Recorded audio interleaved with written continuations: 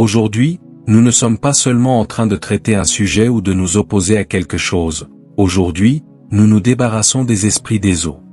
Beaucoup de gens ont entendu d'autres parler des esprits des eaux. D'autres ont vu des démons se manifester en parlant à travers des personnes, disant qu'ils viennent du monde des eaux ou du royaume des eaux. Mais tout le monde ne comprend pas vraiment ce que sont les esprits des eaux. Et c'est dangereux de combattre un ennemi que l'on ne connaît pas, ou un ennemi que l'on n'a pas identifié, un ennemi que l'on ne comprend pas. Vous êtes voué à l'échec, vous êtes voué à perdre si vous partez à la guerre, si vous allez combattre un ennemi que vous ne comprenez pas. Et certains d'entre vous, vous réalisez que votre problème n'était pas vraiment ce que vous pensiez, mais que votre problème était un esprit des eaux. Et par la puissance du Saint-Esprit, par la puissance qui est dans le nom de Jésus, aujourd'hui, cet après-midi, ce soir, nous nous opposons de nouveau à tout esprit des eaux, que vous l'ayez hérité, ou qu'il soit venu sur vous. Aujourd'hui est le jour où vous et votre famille, votre maison, vous allez vous débarrasser de l'esprit des eaux, c'est certain.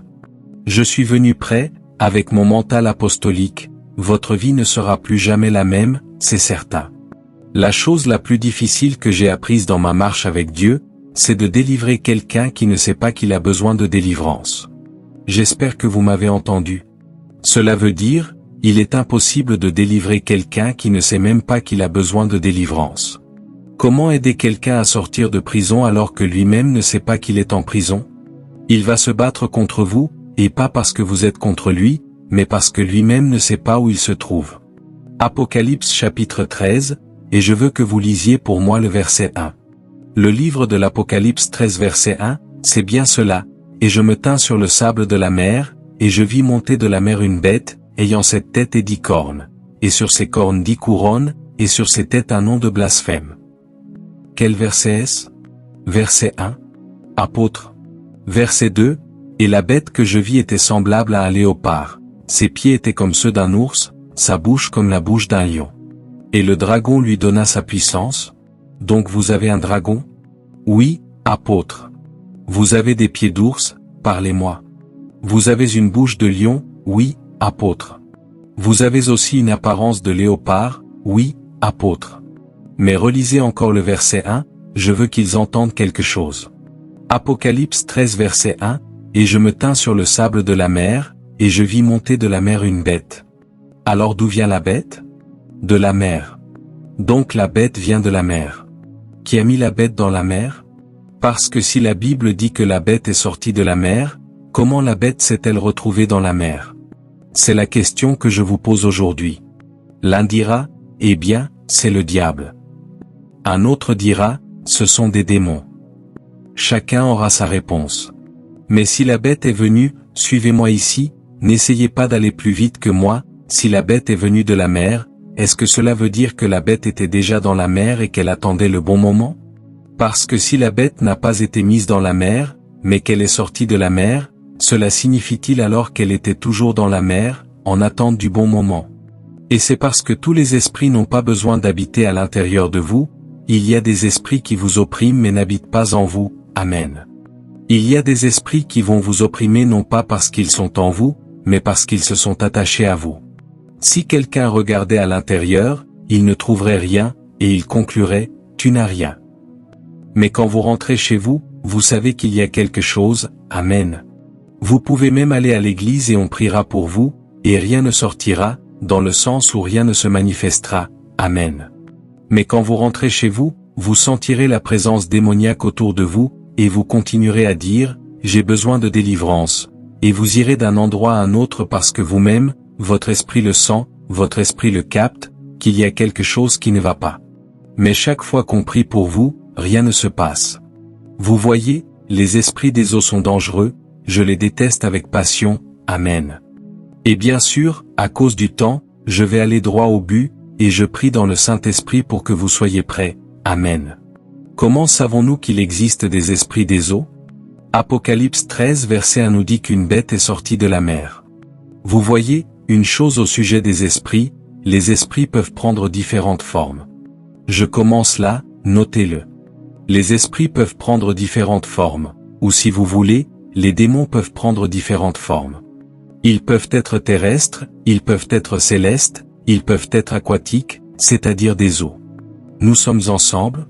Ou encore prendre la forme de n'importe quel animal du royaume des eaux.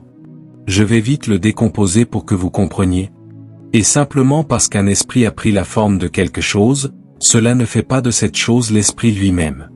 Je vous donne un exemple pour que vous compreniez, parce que c'est important pour vous de comprendre où je vais. J'ai encore un long chemin, mais je dois poser mes fondations ici et m'assurer que je les pose correctement. Jésus est baptisé, et dès qu'il sort de l'eau, la Bible dit, et le Saint-Esprit, sous la forme d'une colombe. Vous ne pouvez pas vous promener, chaque fois que vous voyez une colombe, dire, voilà le Saint-Esprit. Le diable est un menteur. Une colombe n'est pas le Saint-Esprit.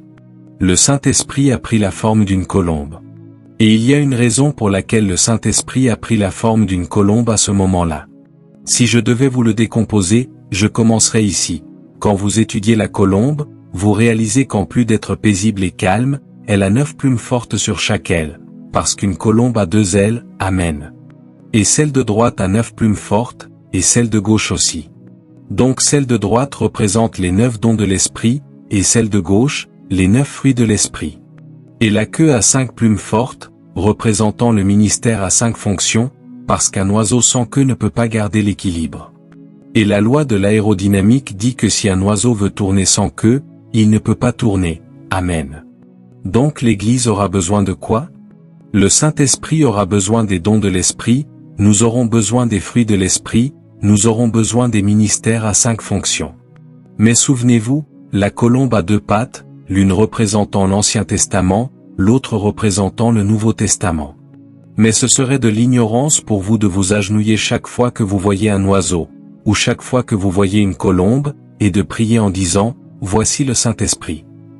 Le Saint-Esprit a pris la forme d'un animal, et Jésus n'a jamais dit, ce n'est qu'une colombe, et n'a pas chassé la colombe. Non, il savait que c'était le Saint-Esprit sous la forme d'une colombe. Mais quand vous avancez, dans Actes chapitre 2, il ne descend pas sous la forme d'une colombe. La Bible dit qu'il y eut comme un vent impétueux, et il prit alors la forme d'un vent, et quelque chose qui ressemblait à des langues. Donc il prit une forme de vent, il n'est pas le vent, amen. Je ne sais pas si je suis clair. Je vous donne un autre exemple pour que vous compreniez où je vais, afin que vous ne conceptualisiez pas la spiritualité ou les choses de l'esprit. Quand vous lisez la Bible, vous réalisez que dans Ésaïe 55, je crois verset 10, la parole de Dieu est comparée à la pluie qui tombe du ciel sur la terre.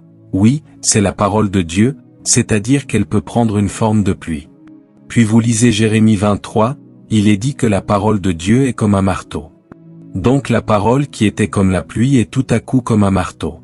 Puis vous lisez encore, la Bible dit que la parole de Dieu est puissante, plus tranchante qu'une épée à 2 tranchants, vous allez à Éphésiens 6 et il est dit, l'épée de l'esprit, qui est la parole de Dieu.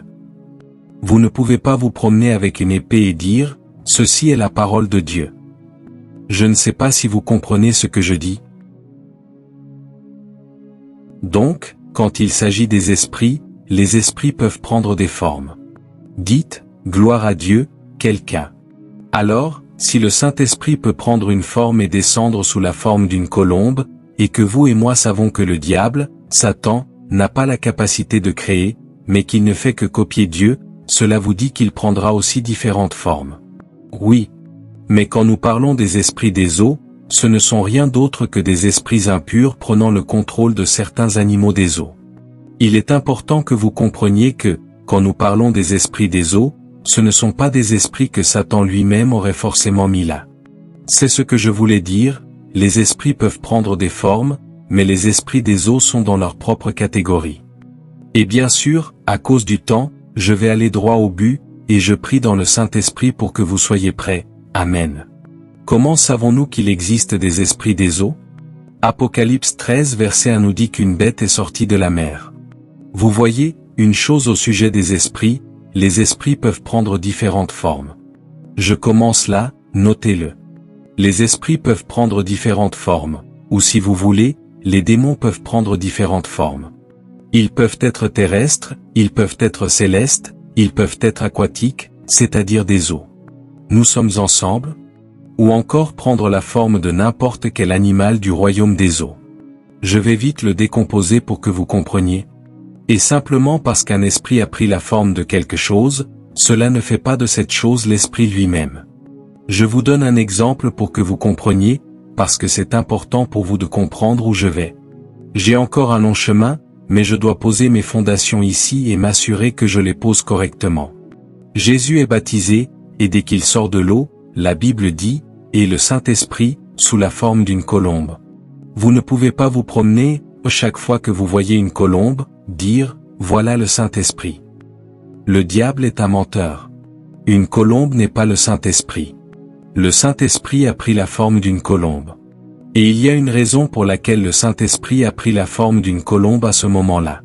Si je devais vous le décomposer, je commencerai ici.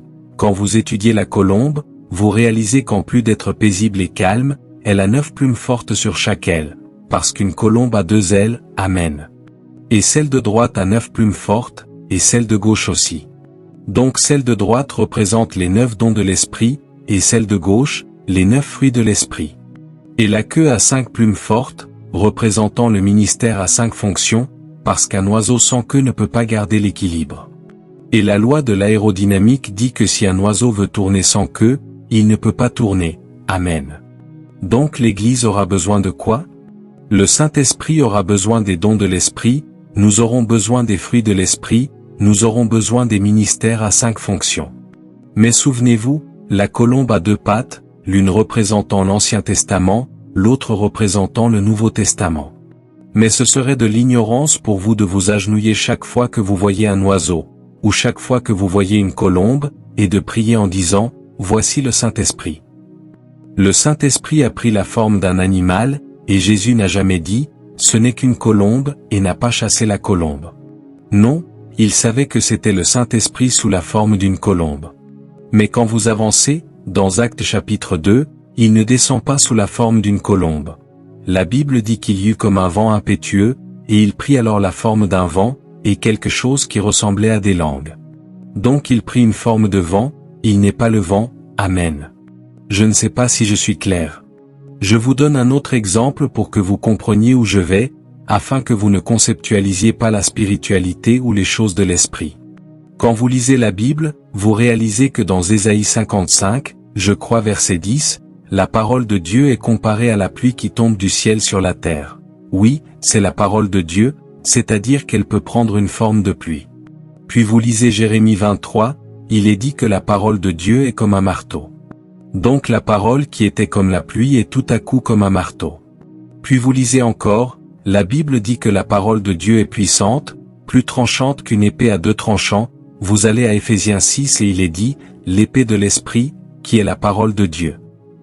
Vous ne pouvez pas vous promener avec une épée et dire, ceci est la parole de Dieu. Je ne sais pas si vous comprenez ce que je dis. Donc, quand il s'agit des esprits, les esprits peuvent prendre des formes. Dites, gloire à Dieu, quelqu'un.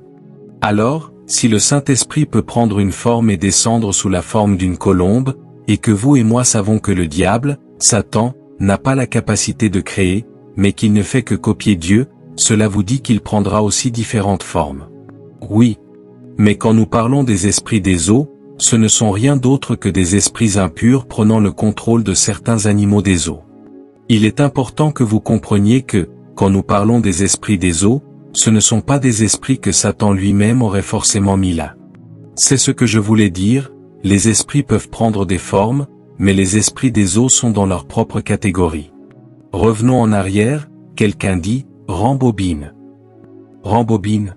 Souvenez-vous, j'ai commencé avec Apocalypse 13 verset 1, et la Bible nous parle d'une bête sortie de la mer.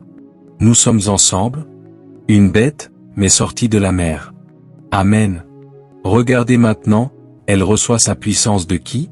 De Satan, le dragon, comme nous l'avons lu. À mesure que nous continuons, Satan est ici, et les esprits des eaux sont ici. Cela fera sens, on pourrait croire que c'est la même chose, mais les esprits des eaux sont ici, et Satan est ici. Je vais le décomposer, de même que les principautés, les puissances, les dominations, les esprits impurs, les démons et toutes ces forces mauvaises ne sont pas la même chose, de même les esprits des eaux sont ici, le diable est ici. Je vais le poser pour que vous compreniez, d'où vient cet esprit, amen, et comment vous allez renverser cet esprit. Et pas seulement ça, je vais aussi vous montrer les symptômes, merci Jésus, afin que lorsque vous commencez à voir ces signes, vous sachiez que quelque chose ne va pas. Amen. Quand vous lisez la Bible, faites attention, parce que je sens que je dois passer par là.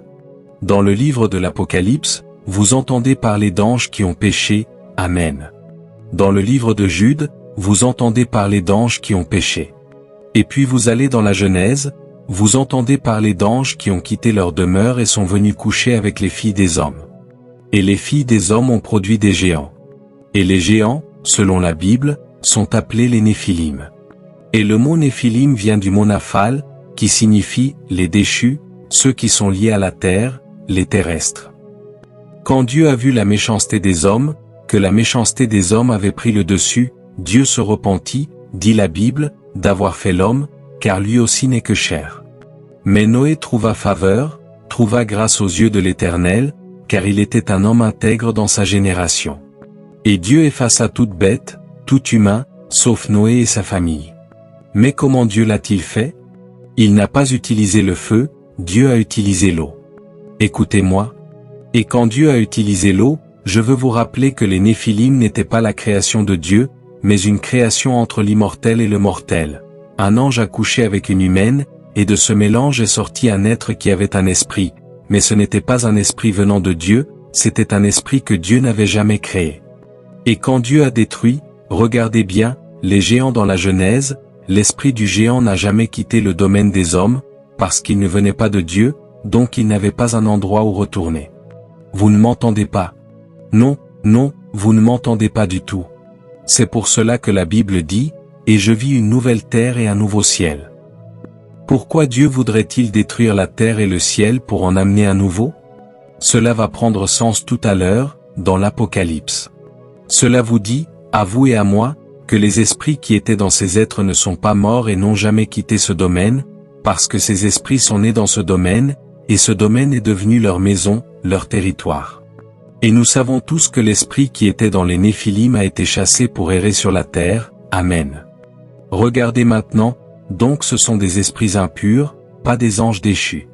J'espère que vous voyez la différence. Je vous en ai touché un petit peu, parce que ce sont des choses qu'on ne peut pas enseigner à des bébés dans l'église. On les effleure puis on les laisse, on ne peut pas aller plus profond. Même aujourd'hui, je ne peux pas aller plus profond tant que le temps n'est pas propice. Mais les esprits impurs ne sont pas des anges déchus. Et je vous le montre encore, quand Jésus jeûnait, Satan est venu. Qui a-t-il possédé? Bien sûr, quand on le lit là, on le lit sous la forme de quoi? D'un serpent. Nous sommes ensemble? Mais je veux que vous compreniez, Satan fait partie des anges déchus. C'est comme quand vous entendez quelqu'un être délivré, et un démon dit, « Je suis Satan ». Si Satan est entré dans cette personne, qui est en train de surveiller son royaume, vous avez déjà raté. Le problème, c'est que vous traitez Satan comme s'il pouvait être omniprésent. Non. Il déploie, ses yeux sont ses démons. Il ne peut pas être partout. Seul Dieu, il est le chef, celui qui envoie son armée, ils sont ses oreilles. Je ne sais pas si vous saisissez ce que je dis ici. C'est pour cela que la Bible dit, si le diable avait su qui était Jésus, il n'aurait pas crucifié le roi de gloire. Donc cela veut dire qu'il n'est pas omniscient. Oh, vous ne comprenez pas ce que je dis. Donc ces esprits qui étaient sur ces créatures, les Néphilim, ne sont pas morts. C'est pour cela que les Néphilim sont appelés ceux liés à la terre, parce que Naphal, ils avaient un esprit et une chair. Ce qui est mort dans le déluge de Noé, c'est la chair, pas l'esprit.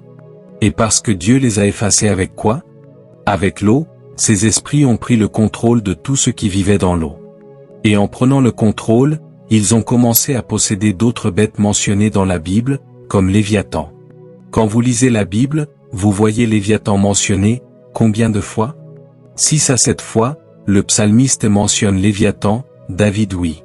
Mais celui qui parle bien de Léviathan, c'est l'homme Job, où Dieu lui-même dit à Job, qui a jeté un hameçon et capturé Léviathan? Qui a fait de Léviathan un esclave? Dieu demandait à Job. Vous voyez, Léviathan était connu comme le dieu de la mer, les gens souffraient à cause de Léviathan. Il a fallu Dieu lui-même, laissez-moi expliquer, lisez Job chapitre 41 à partir du verset 1, et vous finissez. Tout le chapitre parle de Léviathan. Savez-vous que Léviathan crache du feu? Pourtant il était une bête de l'eau.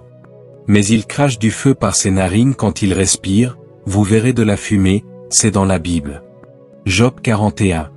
Seul Dieu est venu défier Léviathan, parce que toutes les bêtes, tous les hommes forts échouaient contre Léviathan. De quoi parlez-vous? Il a fallu Dieu pour venir combattre quelque chose qui était plus que quelque chose. Alors, dites, parlez-moi. Apôtre, j'aimerais avoir quelqu'un ici pour m'entendre. J'ai dit, j'aimerais avoir quelqu'un pour m'entendre. Et non seulement nous lisons sur Léviathan dans la Bible, Amen, mais nous lisons aussi au sujet du Dieu des Philistins, Amen. Qui était le Dieu des Philistins? Un homme appelé Dagon. Oui. Mais d'où vient Dagon? De la mer. Allez, Église. Il était à moitié homme, à moitié poisson. Oui. Ne vous souvenez-vous pas? Et même les gens de Ninive adoraient le Dieu de la mer, Amen. C'est pour cela qu'aujourd'hui encore, vous avez des gens qui vont prier près des océans et des mers, Amen. Laissez-moi aider quelqu'un à comprendre. Savez-vous que quand vous traitez avec la sorcellerie, et surtout ceux qui sont à l'école de la guerre spirituelle, écoutez-moi très bien, étudiants de la guerre spirituelle partout dans le monde, où que vous soyez, tant que vous êtes intercesseur, vous êtes une sentinelle, et vous êtes un étudiant de la guerre spirituelle, écoutez-moi. Et si vous ne savez pas cela, je ne sais pas, vous avez encore un long chemin. Si vous êtes un étudiant de la guerre spirituelle, quand vous traitez avec la sorcellerie, vous avez la sorcellerie de la terre et vous avez la sorcellerie de l'eau. Il y en a qui tirent leur puissance de la terre, et il y en a qui tirent leur puissance de la mer, Amen. Oui. C'est pour cela que certains d'entre vous, vous pensez que c'est une erreur ou une coïncidence. Chaque fois que vous dormez, vous vous rêvez en train de vous noyer, vous vous rêvez dans l'eau, vous voyez toujours des grenouilles dans vos rêves, et vous vous dites, ah, ce n'est qu'un rêve. Souvenez-vous, Dieu utilise quelque chose que vous comprenez pour vous donner un sens spirituel derrière ce que vous voyez, Amen. Allez, quelqu'un. Allez, Église. J'ai prophétisé quand nous sommes venus pour la première fois à Midran, et il y avait une femme, je crois que nous avons la vidéo sur Facebook. La vidéo est là, nous devons la mettre sur YouTube. Cette femme est venue du Cap Oriental, c'était sa première fois, une vieille dame. Pendant que je prophétisais, écoutez bien, je l'ai capté par l'Esprit du Seigneur, Dieu m'a donné un nom, j'ai commencé à appeler ce nom. Quand j'ai appelé ce nom, elle s'est levée, attendez, c'est le nom de ma fille. Et j'ai commencé à lui parler, et je lui ai dit par l'Esprit de Dieu que je vois votre fille, ce nom, une image de cette personne qu'on met dans une bouteille, et qu'on ferme la bouteille, puis on jette la bouteille dans l'eau. Elle a dit, homme de Dieu, j'ai oublié. Je ne veux pas dire, enfin, dans la vidéo, cela dit autre chose. J'ai oublié les années, mais elle a dit, depuis des années, ma fille ne veut pas me voir, elle ne veut pas me parler, elle ne veut rien entendre sur moi. J'ai tout fait pour convaincre ma fille de rentrer à la maison. J'ai dit, la raison pour laquelle elle ne peut pas rentrer, c'est parce que quelqu'un a pris une photo, l'a mise dans une bouteille, l'a fermée, et l'a jetée dans la rivière. Et non seulement ils l'ont jetée dans la rivière, mais ils ont parlé, son esprit est contrôlé. Nous sommes ensemble? J'ai dit, son esprit est contrôlé. Mais tant que nous ne brisons pas la bouteille dans l'eau, elle ne sera pas délivrée. Et j'ai prié, Amen. Et pendant que je priais, la bouteille a été brisée. J'ai dit, pour que vous sachiez, regardez la vidéo, elle est sur Facebook, pour que vous sachiez que je suis un prophète et que je ne plaisante pas avec vous. Demain, votre fille vous appellera. Si elle ne vous appelle pas, vous rêverez ici. Donc, quand vous verrez l'un de ces deux signes, vous saurez que Dieu s'est souvenu de vous. Soit vous rêverez votre fille demain matin, soit elle vous appellera le lendemain. La femme est revenue, elle n'en revenait pas. À 6 heures du matin, la fille a appelé pour la première fois depuis des années. Si vous vous asseyez avec moi et que vous me demandiez, apôtre, quel était le problème, je vous dirais, par la grâce prophétique, un esprit des eaux. Je l'ai vu, il avait pris le contrôle de la vie de cette jeune femme. Et si vous demandiez à un autre chrétien qui ne voit pas, et qui n'est pas humble, il vous dirait, ça n'existe pas, les esprits des eaux. Et c'est parce que, dans son monde, il ne voit pas, dans son monde, il n'a jamais rencontré cela. Vous voyez, c'est très difficile de nommer quelque chose que l'on n'a jamais rencontré. Amen. Je ne sais pas si vous m'entendez. Je vous ai dit que les esprits prennent plusieurs formes. L'esprit le plus dangereux dans le monde des eaux en ce moment n'est pas un esprit de requin, ni un esprit de baleine, c'est un esprit de pieuvre. Beaucoup de familles sont sous l'esprit de pieuvre, très dangereux. C'est l'esprit le plus profondément dangereux, il se faufile partout, il entre, et vous vous demandez, comment est-il entré ici? Il n'a besoin que d'un petit espace comme ça, dès qu'il a une opportunité, il entre. L'esprit de pieuvre est dangereux. Je crois qu'une pieuvre a 8 tentacules, n'est-ce pas? 8. Et chaque tentacule a un cerveau.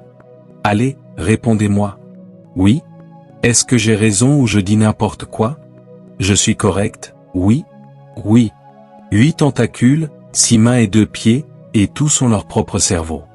Si vous en coupez un, il peut encore bouger un moment, et parfois il peut même repousser, et parfois il peut mourir.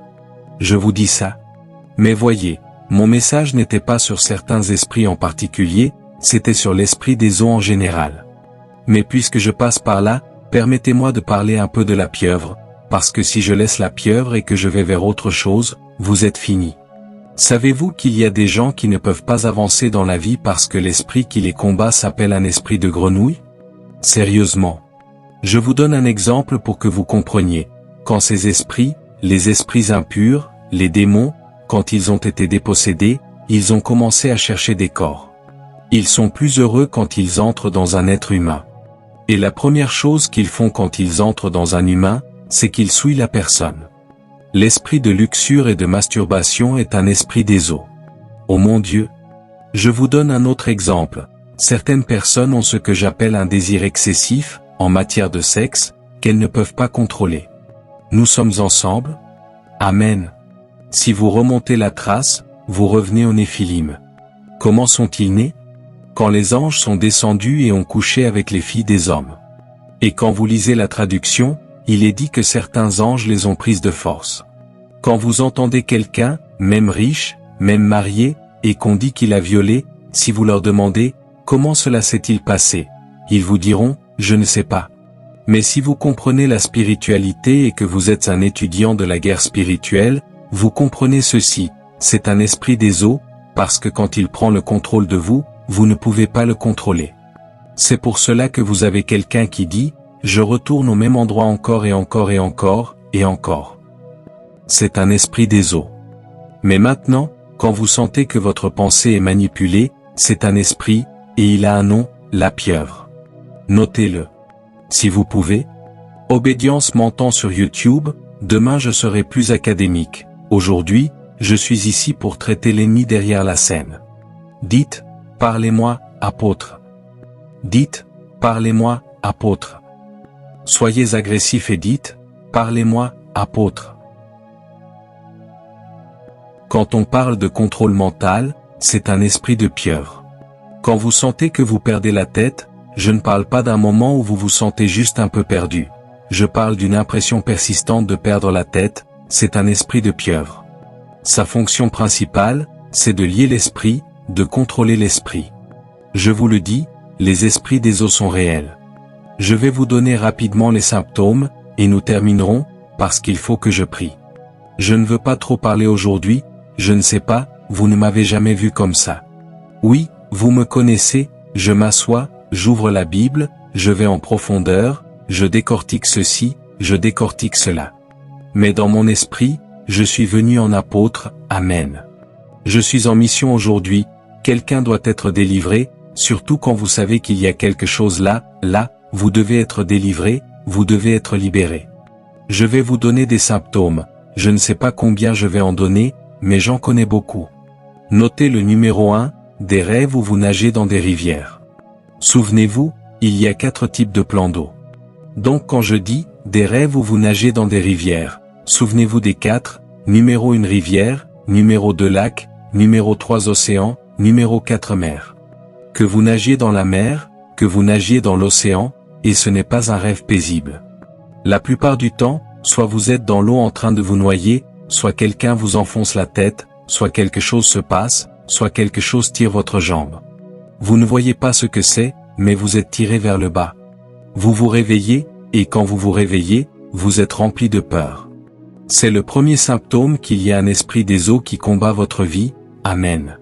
Numéro 2, rêvez que vous faites l'amour, ou plutôt que vous couchez avec des personnes connues ou inconnues. Si vous étudiez l'histoire des esprits succubes et incubes, vous comprendrez qu'ils viennent de l'eau, et c'est parce que ce sont les esprits qui possédaient à ce moment-là, ou qui étaient sur les Néphilim, et ce qu'ils savaient faire mieux que tout, c'était coucher avec les filles des hommes. C'est pourquoi la Bible dit que la méchanceté de leur cœur était mauvaise continuellement, et Dieu se repentit d'avoir fait l'homme, car lui aussi est cher. Et Dieu dit, les jours de l'homme seront de 120, Amen. Donc les années 120 ans, l'homme ne vivra plus 900 ou 659, ou peu importe, non, 120. Des gens dorment, ils ne sont pas en couple, mais la nuit quelqu'un vient et couche avec eux. Je me souviens qu'un jour, je n'étais pas d'accord, vous savez, si vous êtes prédicateur, c'est bon de vous humilier.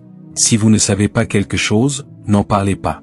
Je me souviens, jeune prédicateur, je prêchais et je disais, ça n'existe pas, les maris spirituels.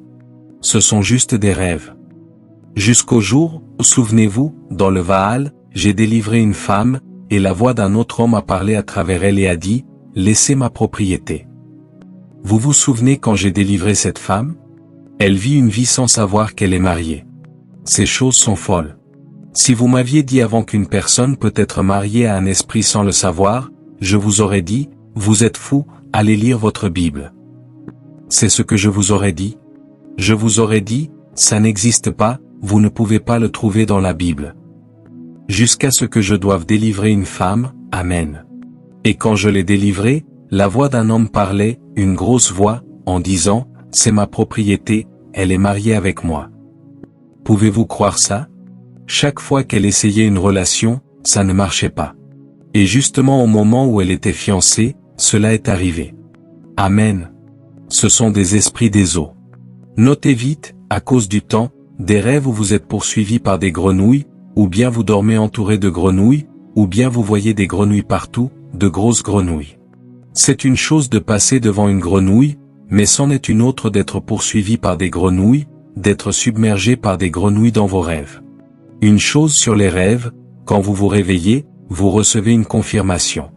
Vous savez si c'est de Dieu, peu importe à quel point c'est étrange, vous vous réveillez avec la paix, Amen, parce que là où Dieu est présent, la paix est présente. Même si vous recevez une mauvaise nouvelle, si Dieu a parlé, la paix suivra. Souvenez-vous, Ésaïe a dit à Ézéchia, mets de l'ordre dans ta maison. Vous pouvez recevoir une telle prophétie, mais parce que vous savez que Dieu a parlé, il y aura la paix.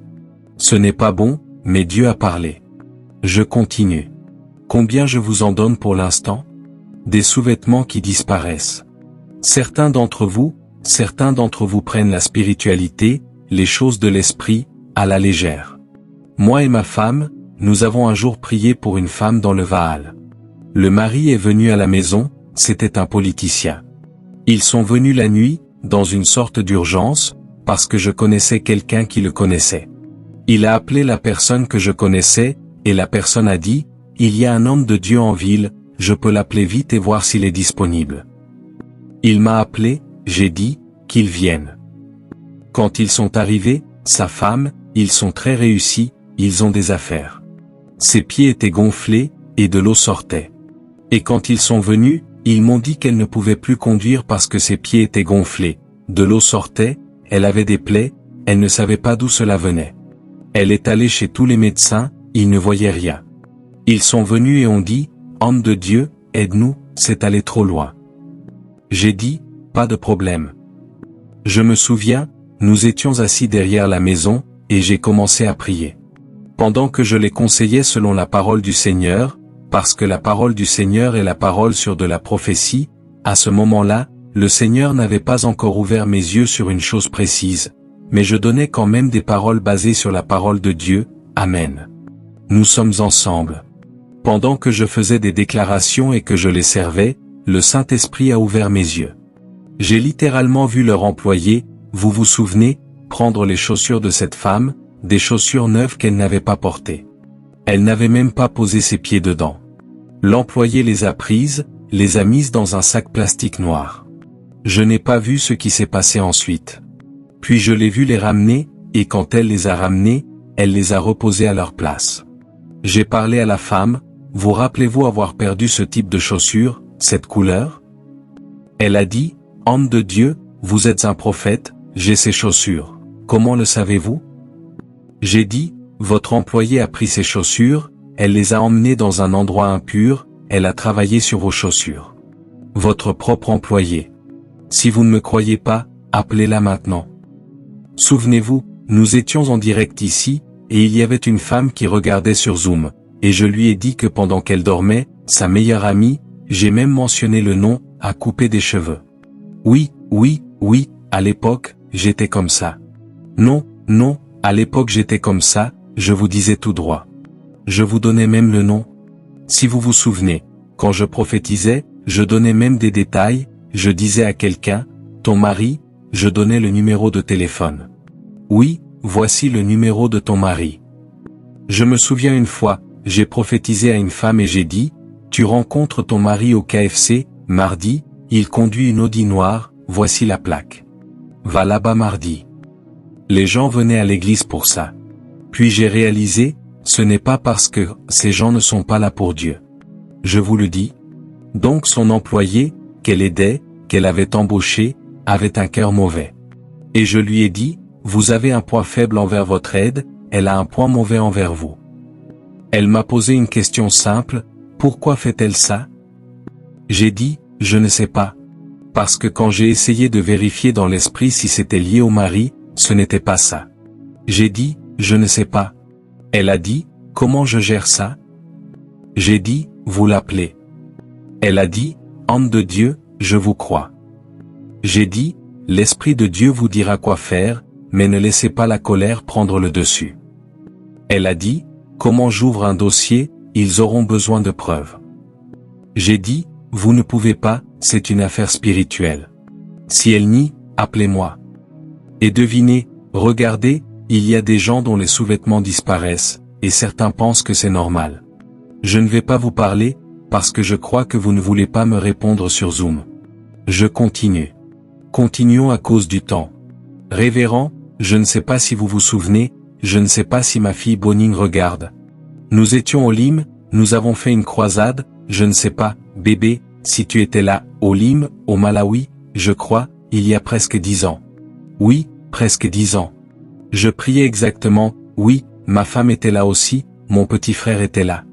Et la prophétie que j'ai donnée à la mère, c'est une chrétienne, une diaconesse dans une église, vous m'entendez? J'ai dit, ta sœur a pris tes chaussures, c'était une prophétie, et elle a travaillé sur tes chaussures comme ça. Pendant que je parlais, un gros démon s'est manifesté, toute l'église a été choquée.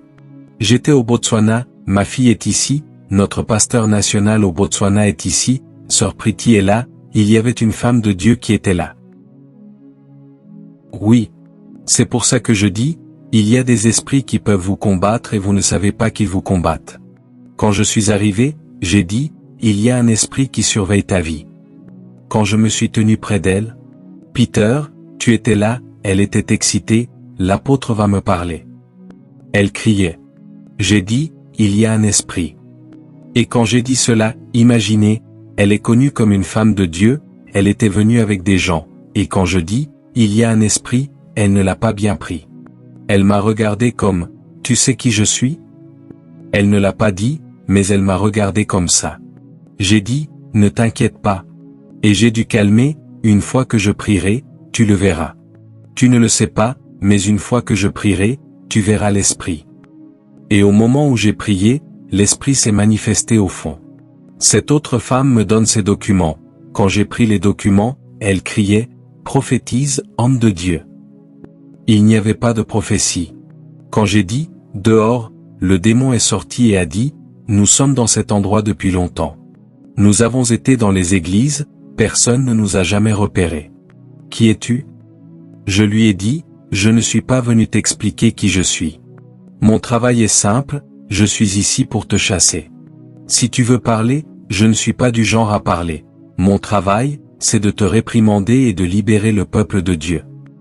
Et j'ai réprimandé ce démon au nom de Jésus. Pourquoi je vous dis cela? Il y a des choses qui demandent quelqu'un qui peut voir au-delà. Je ne sais pas si vous comprenez. Il y a des choses qui ont été transférées à certaines personnes par des dons.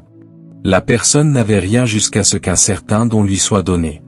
Certains ont reçu des bracelets, sans même savoir à qui cela appartenait. J'ai une fois délivré une femme pendant environ 7 heures en 2008, vous pouvez le croire? Je priais pour cette femme, elle roulait, elle criait, le démon disait, je sors, mais il ne sortait pas. Après 7 heures, nous étions 4 frères, nous échangions, nous prions, nous appelions le feu. Après 7 heures, je me suis assis. J'ai dit, Saint-Esprit, qu'est-ce qui se passe? Le Saint-Esprit a dit, enfin tu me demandes. Retire le collier que tu as au cou. Je suis allé, j'ai retiré le collier, et le démon est sorti. 7 heures. Vous pouvez le croire? Les esprits des eaux sont réels, et ils peuvent se cacher. Celui-ci va finir tout le monde. Celui que je vais donner maintenant, numéro 5, ne pas pouvoir se marier, ne pas pouvoir s'engager.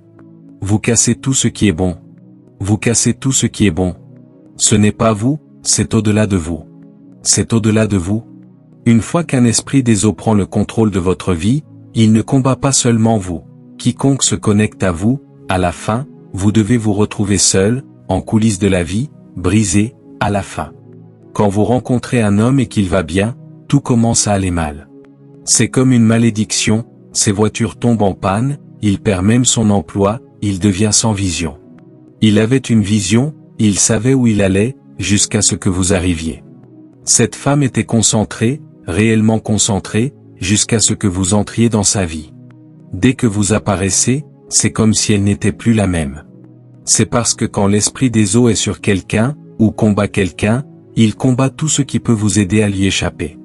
C'est pour cela que certains d'entre vous, vous rencontrez une femme de Dieu aujourd'hui, un homme de Dieu demain, et dès que vous le rencontrez, vous entendez toutes sortes de choses sur lui, qu'il vient du Nigeria ou d'ailleurs, et vous entendez votre ami dire, « Ah, cet homme de Dieu utilise la magie, il a des serpents. » Et vous demandez, « Tu l'as rencontré ?»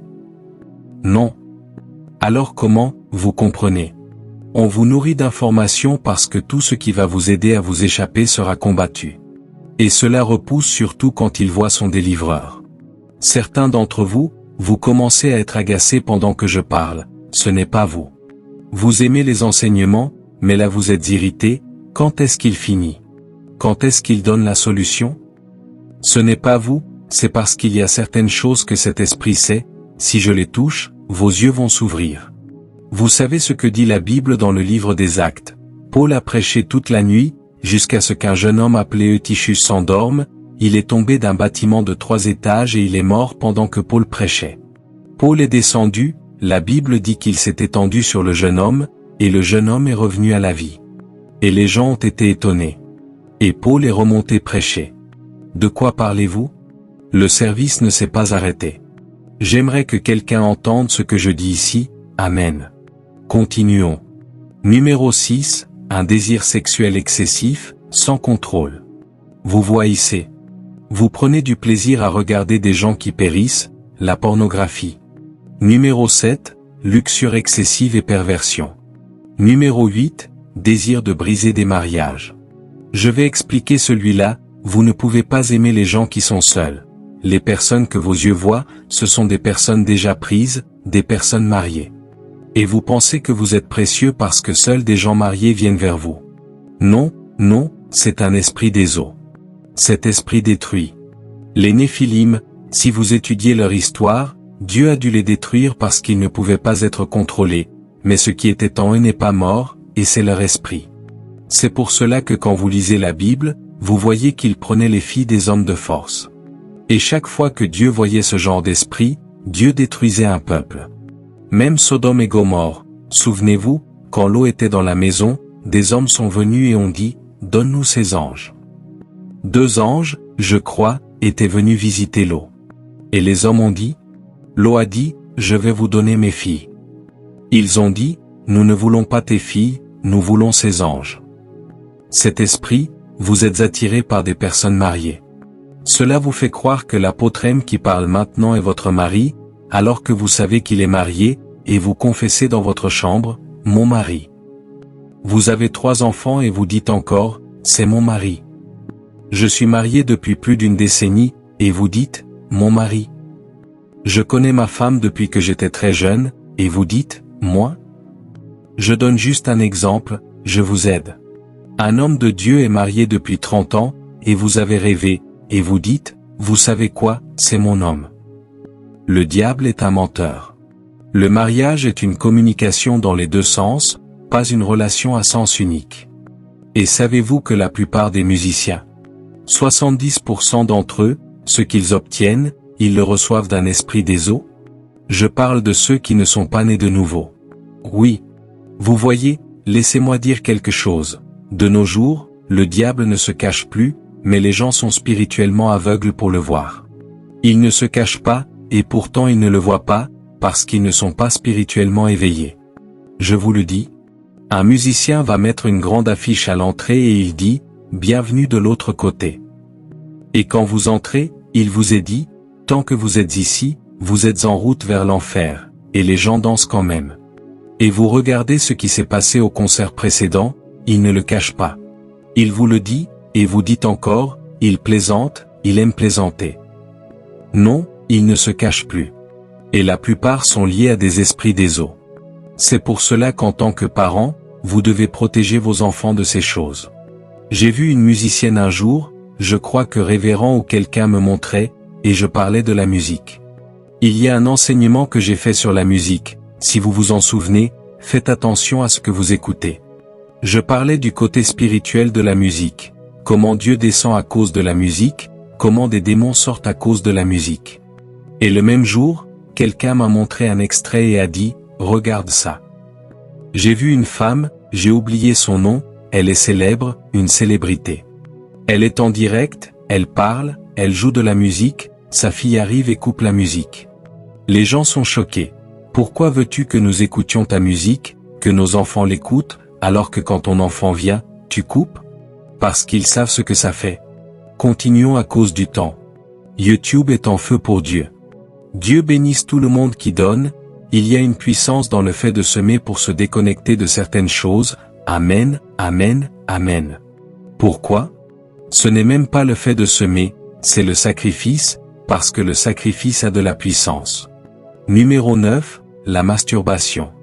Numéro 10, une colère justifiable. Est-ce que vous avez entendu? Ce n'est pas seulement la colère, c'est une colère justifiable. Vous l'attachez toujours à quelque chose, vous dites, je suis en colère parce que...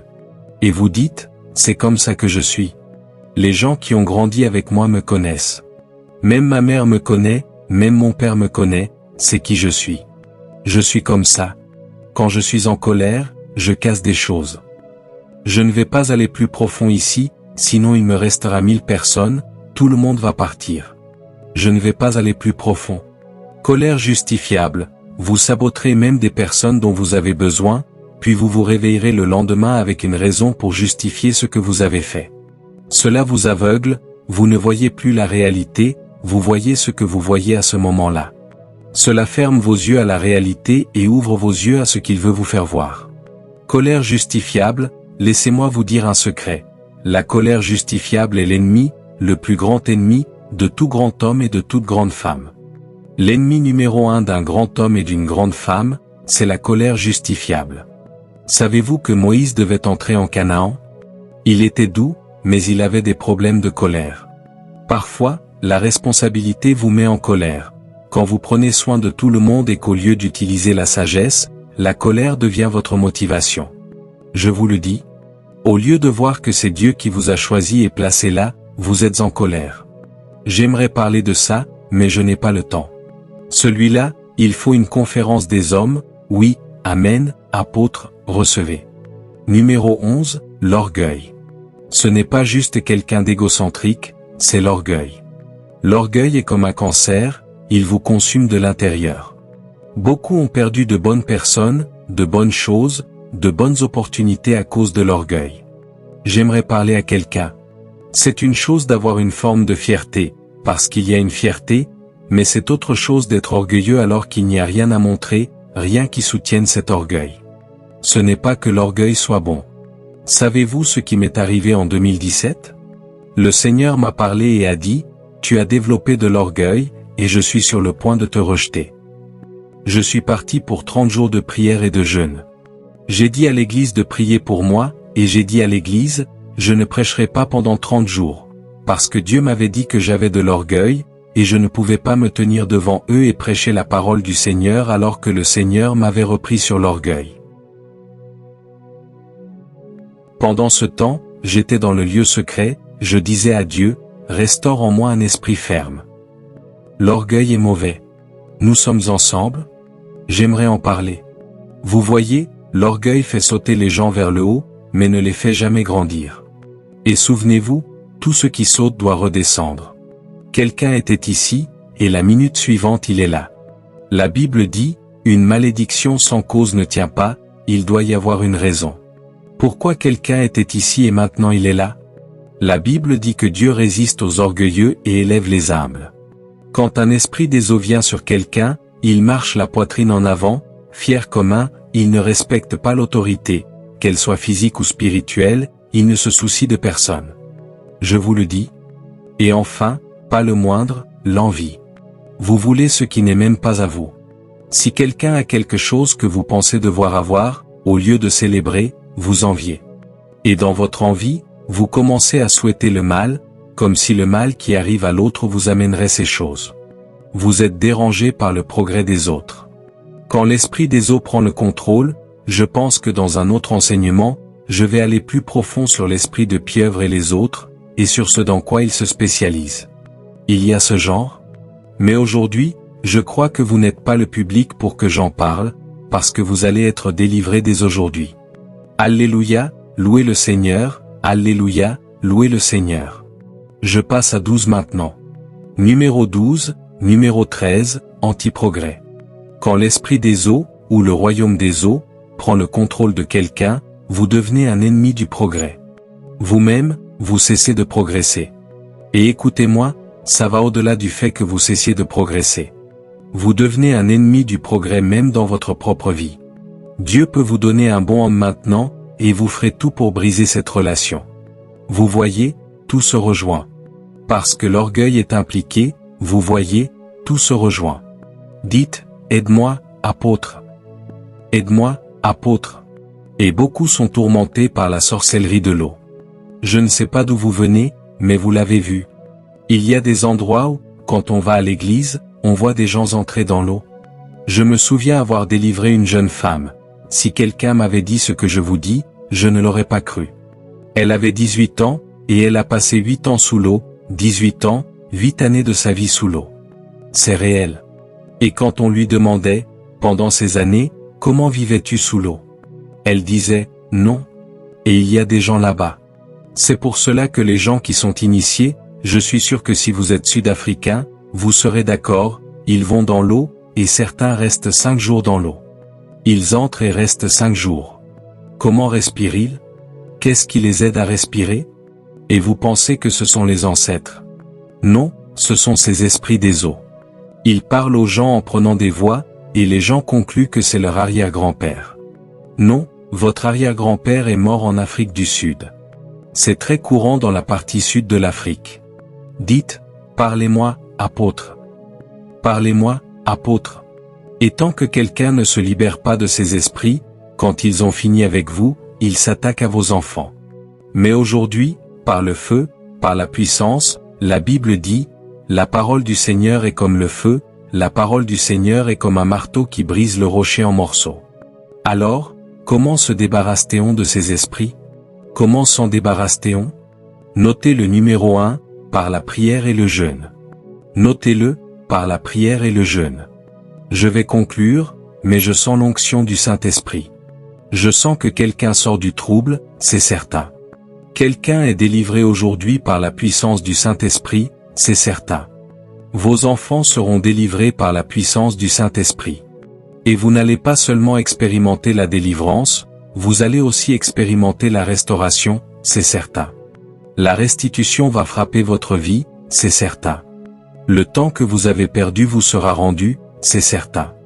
Souvenez-vous, le livre de Joël dit, « Je vous restaurerai les années que la sauterelle, le criquet, le ver rongeur ont dévoré, et vous et moi savons que les vers ne mangent pas des années, amen, mais la Bible parle du temps. Oui, amen. Gloire à Dieu. Donc Dieu restaurera votre temps, le temps que vous avez perdu et dont vous ne savez rien, les opportunités perdues et dont vous ne savez rien.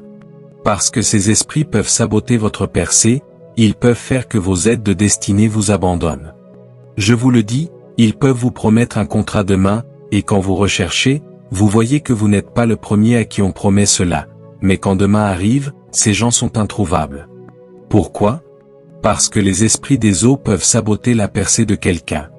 Mais par la puissance et par le feu, la restauration a lieu, la restitution a lieu. Numéro 1, par la prière et le jeûne. Comment je le sais ? Dans Matthieu 17, Jésus descend, un homme vient et dit, « Seigneur, j'ai amené mon fils à tes disciples, ils n'ont pas pu le guérir. » Jésus demande, « Quel est le problème ?» L'homme dit, « Mon fils se jette dans le feu et dans l'eau. » Mais regardez, quand le démon est sorti, quand l'esprit impur a été chassé, le jeune homme a cessé de se jeter dans le feu et dans l'eau. Pourquoi cet esprit veut-il aller dans le feu et dans l'eau ? Parce que cet esprit avait un lien avec Sodome et les jours de Noé. C'est pour cela que les deux prophètes qui sont apparus et ont parlé avec Jésus étaient Moïse et Élie. Moïse était spécialisé dans l'eau, Élie était spécialisé dans le feu, amen. Vous ne m'entendez pas. Moïse a d'abord rencontré l'eau quand il est né, il a été placé près du fleuve Nil. Et quand il a grandi, quand il allait délivrer le peuple de Dieu, le premier obstacle qu'il a rencontré, c'était l'eau. C'est pour cela que les esprits des eaux sont des obstacles, ils créent des obstacles dans votre vie. Le premier obstacle fut l'eau, la mer Rouge. Moïse a levé sa verge et a fendu l'eau. Il a frappé le rocher, l'eau est sortie. C'était un prophète de l'eau, oui. Élie, on lui a dit, « Si tu es un homme de Dieu, le roi veut te voir. » Il a dit, « Pas de souci, si je suis un homme de Dieu, que le feu descende. » Et le feu est descendu. Il a défié les prophètes de Baal, que le Dieu qui répond par le feu soit adoré. Élie était un homme de feu, Moïse était un homme d'eau. Pourtant les disciples échouent à chasser un démon qui ne se spécialise pas dans la fumée et la glace, non, dans l'eau et le feu. Et quand Jésus est descendu, il a dit, « Cette espèce ne sort que par la prière et le jeûne. » Pourquoi ? Moïse a jeûné, Élie a jeûné, tous deux ont passé du temps sur la montagne à parler à Dieu, amen. Vous voyez ? J'aimerais que l'Église entende cette révélation. Il a dit, sauf par la prière et le jeûne. Les esprits des eaux, il faut jeûner, il faut être intentionnel. C'est la première étape pour s'en débarrasser. Numéro 2, les confessions. Les confessions, où vous continuez à dire la parole de Dieu jusqu'à ce que votre corps commence à répondre à la parole de Dieu. Quand nous étions jeunes, si je vous demande maintenant, buvez, 1 + 1, elle dira 2. Elle n'a pas calculé, elle est programmée, amen. Ce n'est pas mauvais. Quand nous étions jeunes, on nous enseignait 2 × 2, 4, 4 × 4. Vous savez, 4 × 4, 16, puis 1 + 1, 2, 2 + 2, 4, 4 + 4, 8, 8 + 8, 16, 16, 32, 64, vous les avez dans votre tête. 128, pas parce que je compte, c'est dans ma tête, amen. Quelqu'un les a répétées, et à force de répétition elles sont entrées dans mon système. Puis j'ai commencé à les répéter, et maintenant je les dis sans y penser, amen. Quand vous confessez la parole de Dieu s'unit à vous, devient une seule chose avec vous, et vous commencez à produire ce dont la parole parle. Je ne sais pas si vous comprenez ce que je dis. Je ne suis pas le dernier, je suis le premier. Je ne suis pas pauvre, je suis riche. Je ne suis pas faible, je suis fort. Vous entendez ? Je ne suis pas rejeté, je suis béni. Béni dans la ville, béni dans les champs, béni quand j'entre, béni quand je sors. Je suis protégé de la méchanceté des hommes, la protection est à moi, l'augmentation est à moi, la promotion est à moi, la bonne santé est à moi.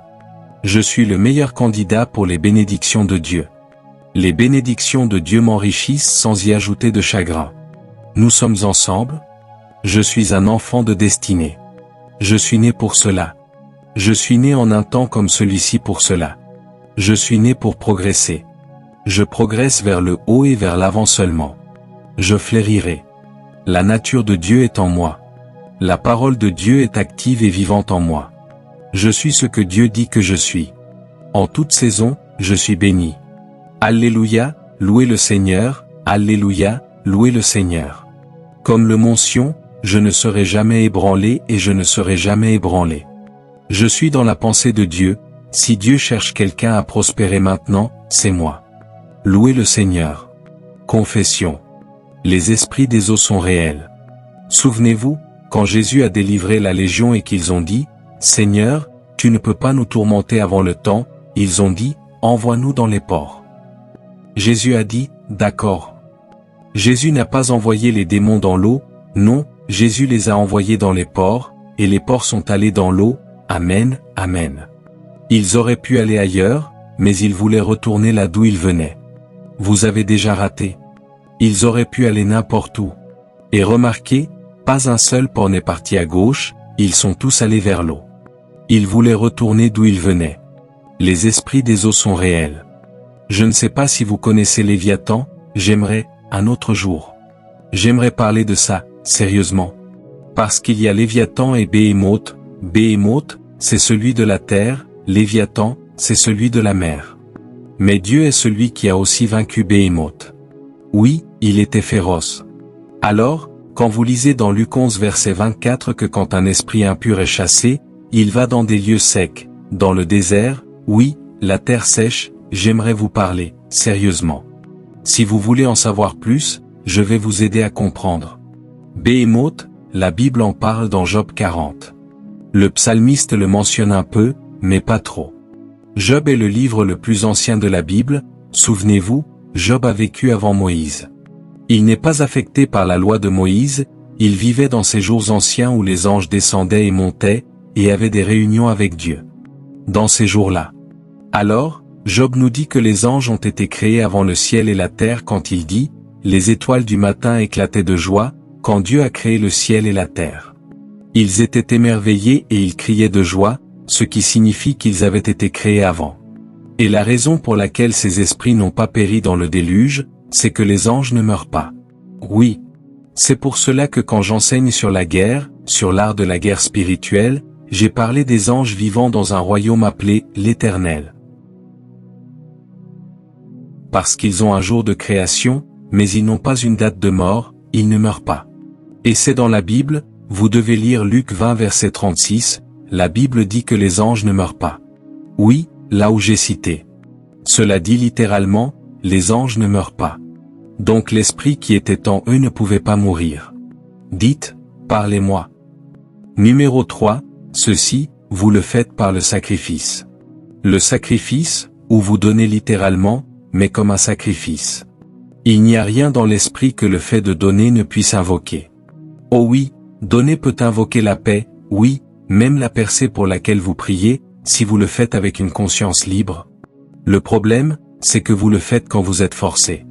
Ne donnez jamais, ne sacrifiez jamais quand vous êtes contraint. Dieu aime celui qui donne avec joie, pas quelqu'un sous contrainte. C'est pour cela que je dis toujours dans l'Église, jamais, nous sommes ensemble, Amen. Je ne parle pas du rappel dans un sermon comme celui-ci, je parle d'au-delà. Et simplement parce que d'autres ont abusé d'un principe, cela ne veut pas dire que le principe ne fonctionne pas. Gloire à Dieu, Alléluia. Il y a des choses que Dieu lui-même ne peut pas ignorer. Quand l'ange est venu vers Corneille, l'ange a dit, « Tes aumônes, tes dons, sont montés, et tes prières. » Vous voyez ça maintenant? Exactement, devant Dieu. Car Dieu a tant aimé le monde qu'il a donné. Il y a de la puissance dans le don. Ne soyez pas trompés. On n'en parle peut-être pas. J'ai dit qu'un jour j'enseignerai sur le fait de donner, et ce temps arrive. Je pense qu'avant la fin de cette année je vais enseigner sur le don. Et ce n'est pas parce qu'on n'en parle pas que cela n'existe pas. Louez le Seigneur. Alléluia. Numéro 4, ici, je veux que vous m'entendiez, et s'il vous plaît ne me malinterprétez pas. Nous sommes ensemble, Amen. Ne me malinterprétez pas, érigez un autel pour combattre un esprit des eaux. Élever un autel, c'est ce que je veux dire. Savez-vous que quelqu'un m'a demandé, « Apôtre, est-ce qu'il existe des autels spirituels ?»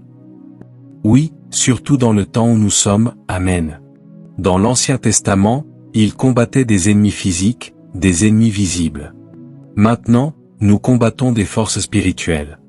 Ils érigeaient des autels physiques, et des institutions devenaient des autels. Même le temple que Salomon a construit, vous savez ce que Salomon a dit? Il a dit, Dieu, écoute la prière de toute personne qui priera en direction de ce temple. Et Dieu écoutait et répondait, pas parce qu'il priait de la bonne manière, mais parce qu'un homme avait érigé un autel. Un autel parle, mon ami, Amen. Parce que parfois vous êtes combattu par un autel peut faire taire un autel. Oui. Donc si vous ne savez pas ce qu'est un autel, vous dites, mais dans le Nouveau Testament, nous n'avons pas d'autel. Sérieusement?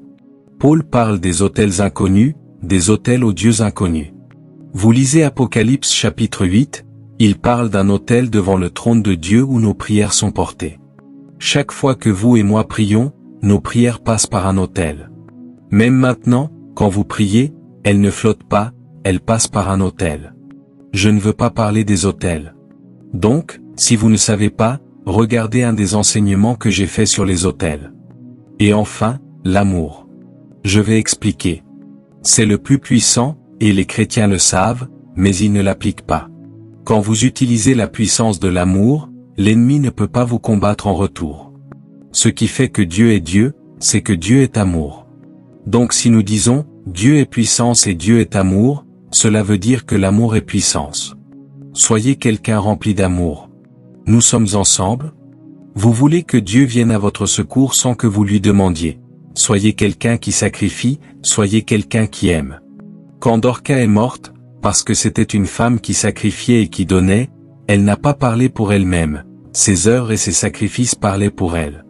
Combien de personnes sont mortes au jour de Dorca, au jour de Pierre? Beaucoup.